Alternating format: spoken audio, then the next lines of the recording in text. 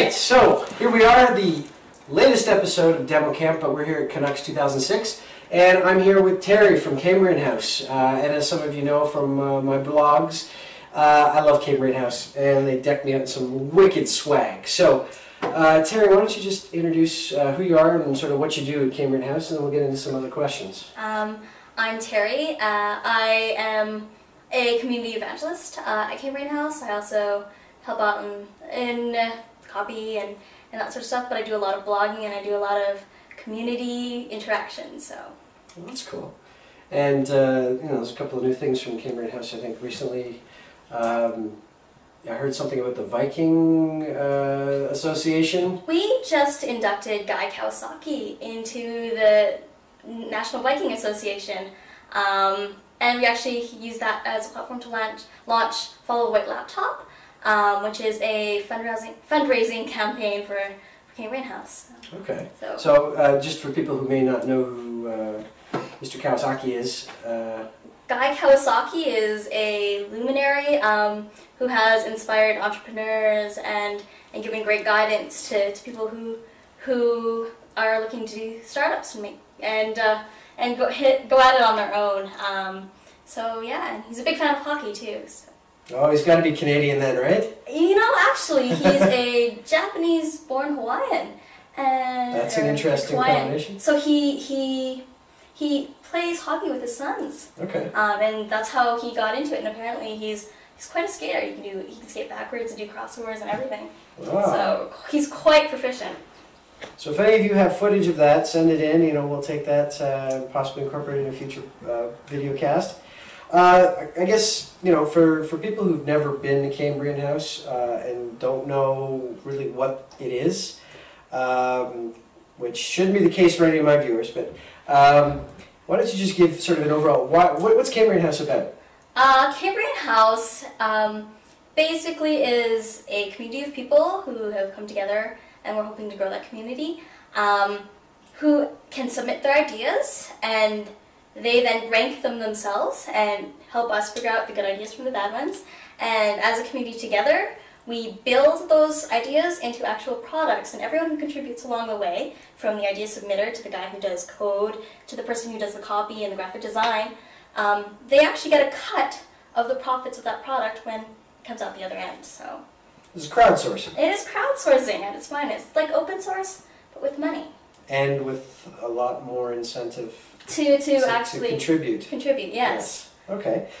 So, as somebody who would sign up, I mean, I've signed up, Lord Crispy, on the Cambrian House.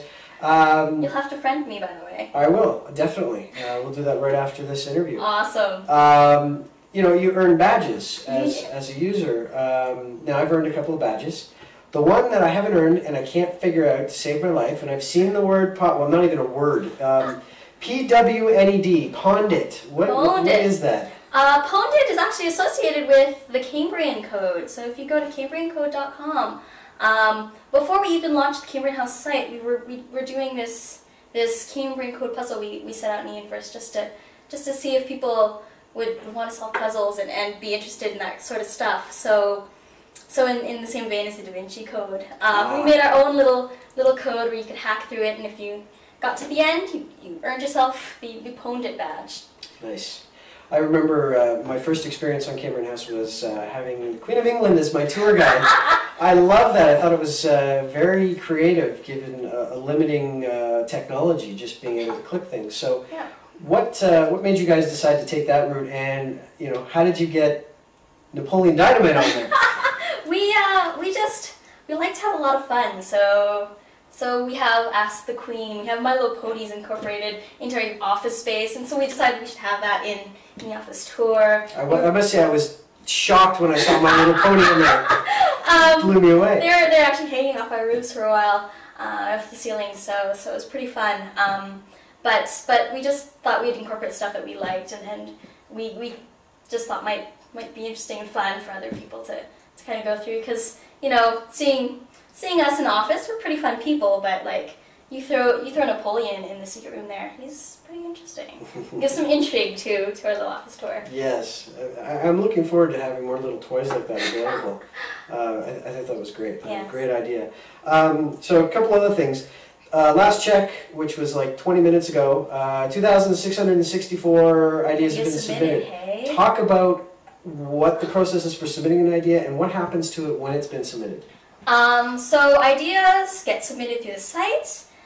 We have a manual approval process, so a human actually reads your idea before it actually goes onto Idea Wars. We just make sure it's not offensive or it's actually appropriate for our community.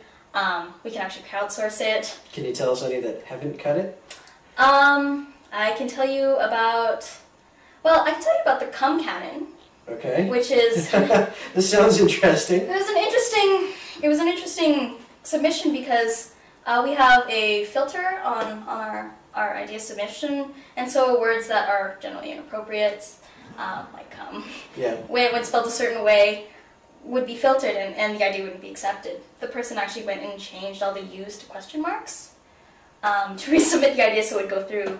But basically it was this projectile cannon that it was a physical object that we can't really crowdsource either, but you can use your imagination and try to assume the shape of said cannon. The shape of said cannon. We'll see if we can get a visual of that. Yeah, those are the kind of interesting ones that come up and you're just like, well, not so much for our community. Okay, no, that obviously makes sense. So, okay, the idea is now past this process and it's in the pool. Yes. So it goes into Idea Awards, which we're actually working on revamping right now. You should call it Warzone. Warzone. Oh, that's an interesting role. I'll throw it up to the team. But we put it through Idea Wars where people can actually rate it Reddit style. One of our partners is Reddit, so we're happy to kind of give them their props there. But they give it a plus or minus, and if an idea is sticky enough, we've actually built some of the ideas that have topped into market tests that have been at the top of the Idea Wars. So Guabs and Big Hal have risen the ranks and were made into market tests. But as of right now, we're looking to actually incorporate our new Idea Wars system and bring in some of the top contenders of that system and put them into the new system. Okay.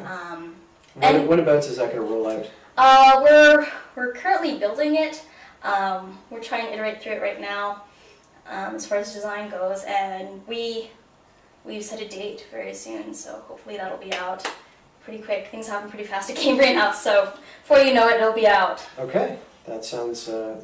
You can continue with that. So basically, an idea gets ranked. If it's sticky, we build a market test, and if the market test is successful, it actually becomes a commercialized product. And we actually take that idea and bring it back into the crowd and have the crowd build it. So we use NorseForge right now, which is built upon the platform of SourceForge for open source developers who are familiar with that platform. And it's just a great way to actually get documents and code and work collaboratively, because we do very much want our members to work collaboratively. I'm sorry. Tricky word. Yes, with each other, and so copywriters and graphic designers will actually build things together, so the copy actually matches the design and the look and feel of what they're building. Cool. Now, this is a question I get all the time whenever I talk about Cambrian House, and I do talk about it with people. Actually, there was lots of conversations today at dinner. How do you guys make money? We actually have we also obviously have the products that we've built. So Pretzel.com is one such product that's also being revamped by the community right now. But of the royalty points that we currently allocate, we keep anywhere from 25 to 50% based on how much we need to build the product, and then afterwards how much we need to upgrade it and maintain it through our community.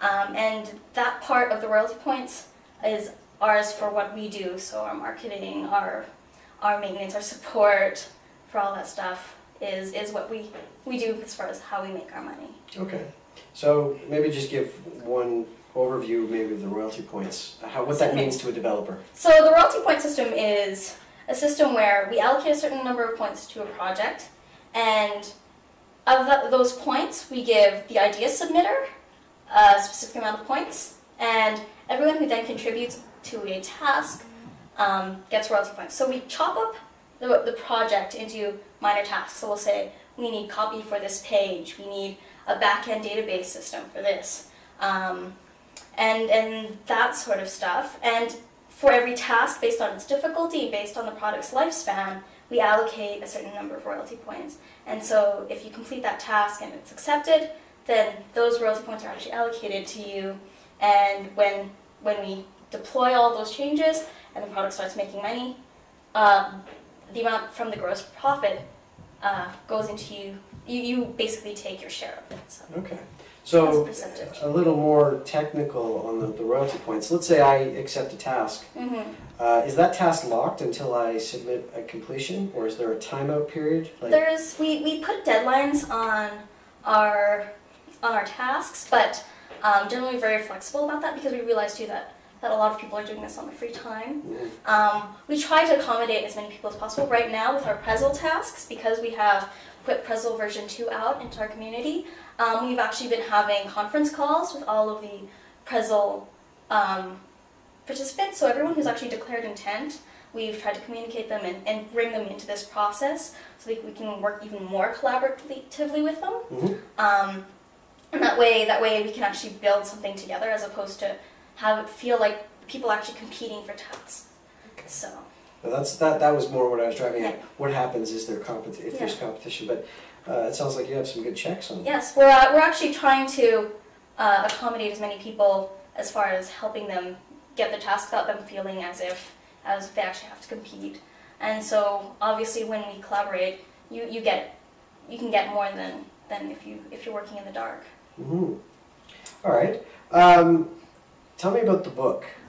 Oh, Your Book. So we're actually building, we call it the first crowdsourcing book because there is no other book out there that has crowdsourced but also pay out. It's the profits of the books to all the contributors.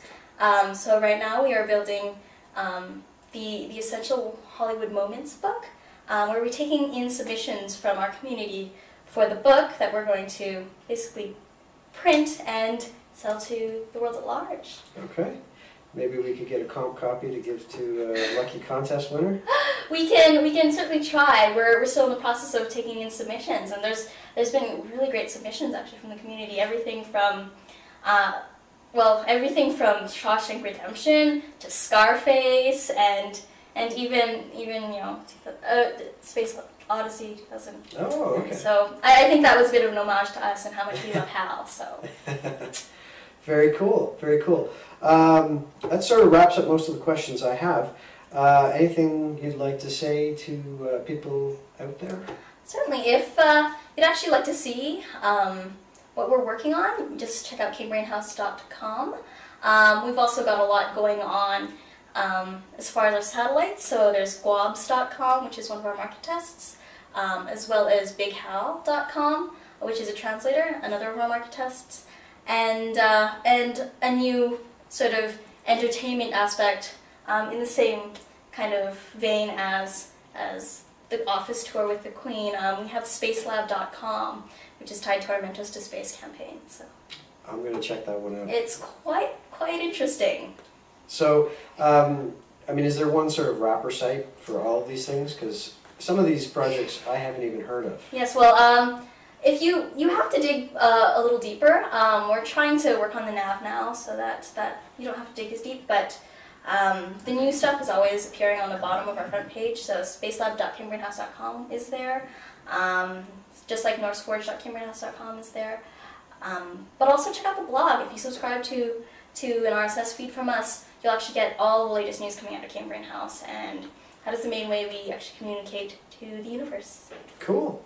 Well, that was Teri from Cambrian House, and thank you so much for your time, Teri. Not a problem. Thank you. All right. So I think that worked out pretty good. Awesome, yeah. Hope you're happy with it. If there's anything you want edited out, let me know. No, I think you should actually check out